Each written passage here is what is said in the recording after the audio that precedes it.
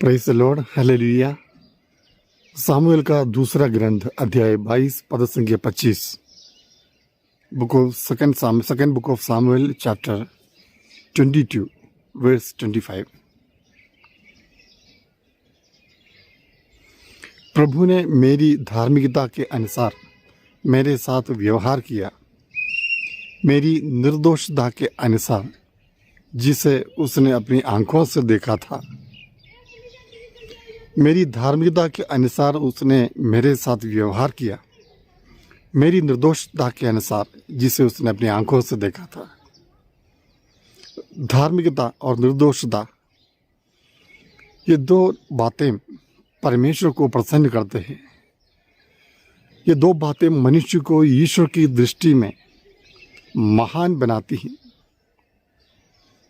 जो लोग धार्मिकता के अनुसार चलते हैं, ईमानदारी से जीवन बिताते हैं, निर्दोष जीवन बिताते हैं, सब प्रकार के बुराइयों से अपने आप को दूर रखते हैं, उन लोगों के लिए परमेश्वर के हृदय में, ईश्वर के हृदय में एक विशेष स्थान है।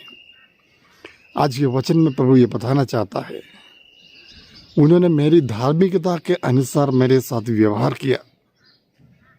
हर एक व्यक्ति के जीवन में परमेश्वर उनकी धार्मिकता के, धार्मिक जीवन के अनुसार जितनी धार्मिकता वे रखते हैं उसके अनुसार उनके साथ व्यवहार करते हैं। अधार्मिक जीवन बिताने वाले, अधर्म करने वाले, अत्याचार करने वाले, हर प्रकार की बुराई करने वाले, मनुष्यों को तंग करने वाले, परेशान करने वाले, इन लोगों के बारे में प्रभु अच्छी तरह जानता है। प्रभु उन लोगों को के साथ योग्य व्यवहार करते हैं। इसलिए कहता है कि मनुष्य को उन लोगों का बदला लेने की आवश्यकता नहीं, उन लोगों से युद्ध लड़ने की ज़रूरत नहीं है, उन लोगों का सामना करने की आवश्यकता ही नहीं। परमेश्वर इन सब का ख्याल रखते हैं, परमेश्वर ये सब देखते हैं। इसलिए शमूएल कहता है कि अपनी धार्मिकता के अनुसार तूने मेरे साथ व्यवहार किया। परमेश्वर धार्मिक है, परमेश्वर धर्म के अनुसार कार्य करने वाला है।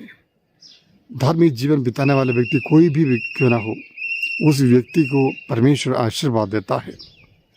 इसलिए सब प्रकार के अधार्मिक कार्यों से हमें दूर रहना चाहिए, धार्मिकता को महत्व देना चाहिए। भले ही जिस समाज में हम रहते हैं, जिस दुनिया में हम रहते हैं, वहाँ धार्मिकता के लिए कोई स्थान नहीं, धर्म अधर्म के लिए कोई स्थान नहीं।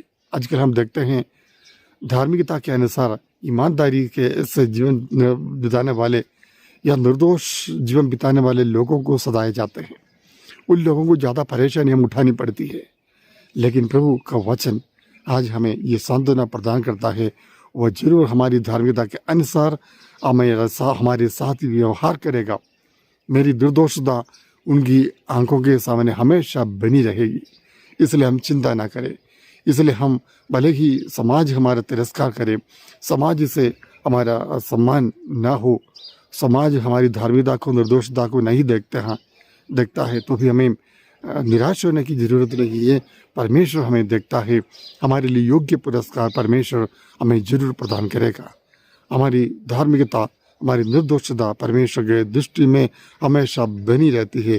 यह हमारे लिए एक सामर्थ्य है, शक्ति है, जिसके द्वारा हम परमेश्वर से मांग सकते हैं कि प्रभु मैंने एक धार्मिक जीवन बिताया है, परमेश्वर मैंने निर्दोष जीवन बिताया, आप मुझे मेरी प्रार्थना सुन लीजिए, आप मुझे उत्तर दीजिए, मुझे बचाने के लिए आइए, मेरे जीवन में कार्य कीजिए, क्योंकि मैंने धार्मिक जीवन बिताया है, मैंने निर्दोष जीवन बिताया है। जी, पाप में जगत में अपने आप को निर्दोष रखना की चुनौती है। अगर इस चुनौती को हम स्वीकार करेंगे तो जरूर परमेश्वर हमें साथ देंगे। आमीन। सर्वशक्तिमान परमेश्वर, आज के इस वचन के लिए आपको धन्यवाद देते प्रभु। निर्दोष और धार्मिक जीवन हमारे लिए कितना महत्वपूर्ण है हम जानते हैं प्रभु। हाँ प्रभु, मेरे धार्मिकता के अनुसार ही आप मेरे साथ व्यवहार करते हैं। मैं जानता हूँ प्रभु, मैं आपकी दृष्टि में निर्दोष बने रहना चाहता हूँ।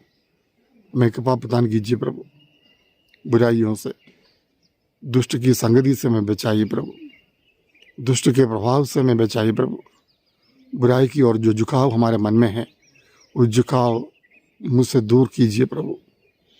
भलाई की ओर हमें लाइए प्रभु, ताकि हम धार्मिकता के द्वारा, निर्दोषता के द्वारा आपको प्रसन्न कर पाए। आमीन।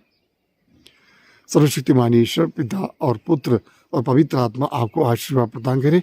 आमीन।